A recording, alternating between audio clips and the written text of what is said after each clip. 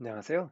오늘은 교사가 왜 관찰의 달인이 되어야 되는지에 대해서 한번 이야기해 보도록 하겠습니다. 아침부터 학교에 온 학생들이 집에 갈 때까지 있는 시간 동안 많은 말과 행동을 합니다. 그 행동과 말을 잘 들여다보면 학생들이 그때그때 느끼는 감정, 여러 가지 것들이 또 보이고, 또 학생들이 어제와 다르게 오늘 무엇인가를 더 시도하고 노력하려는, 다시 말해 긍정적인 행동 변화의 힌트가 담겨 있습니다.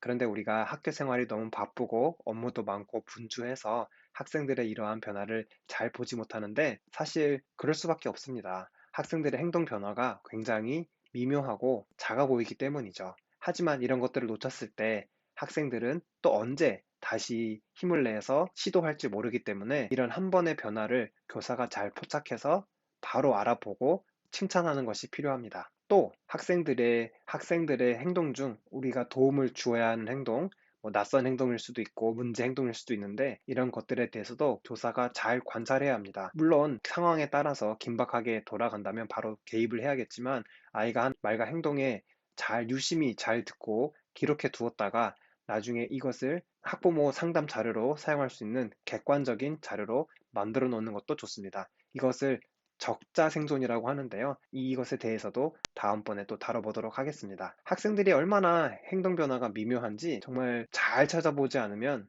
놓치기 쉽거든요. 얼마나 미묘한지 한번 살펴보도록 하겠습니다.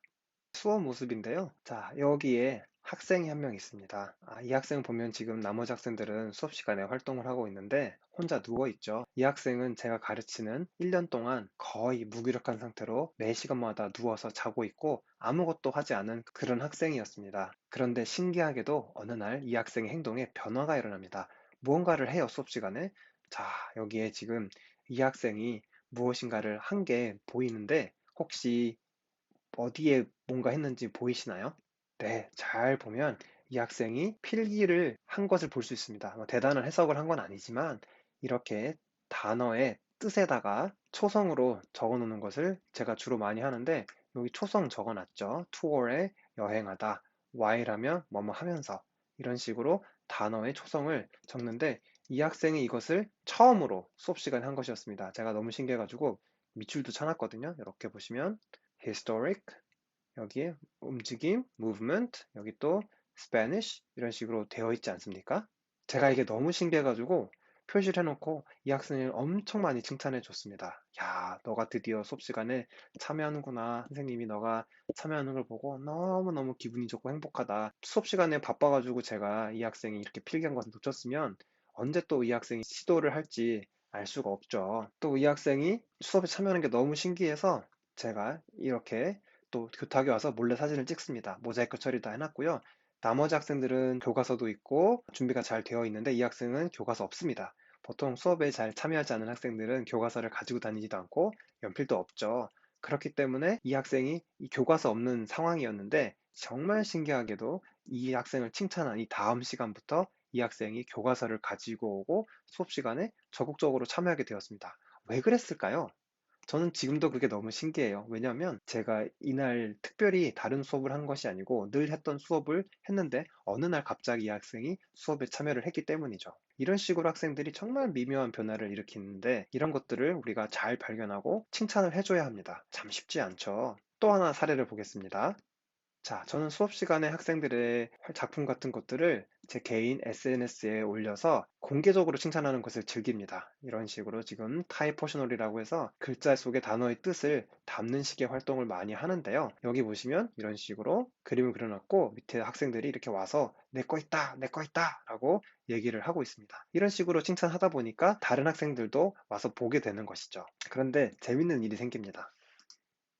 이 학생의 경우에 수업 시간에 참여하지 않고, 역시 또 교과서가 없죠. 가만히 있는데 이 학생이 그럽니다. 선생님, 오늘 왜 페이스북에 스토리 안 올려요? 라고 얘기하는 거죠. 무슨 얘기입니까? 이 학생이 제 페이스북을 와서 본다는 얘기죠.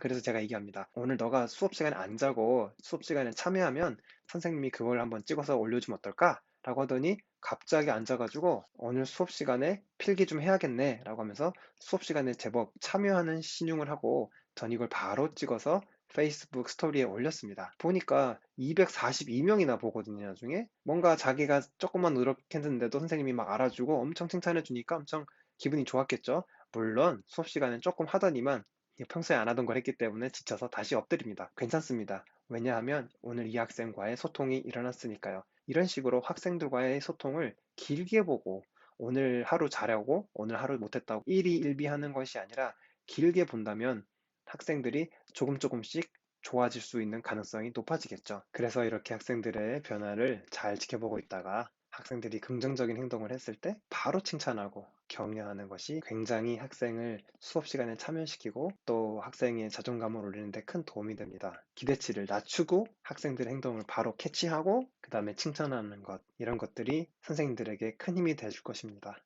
선생님들 힘내세요.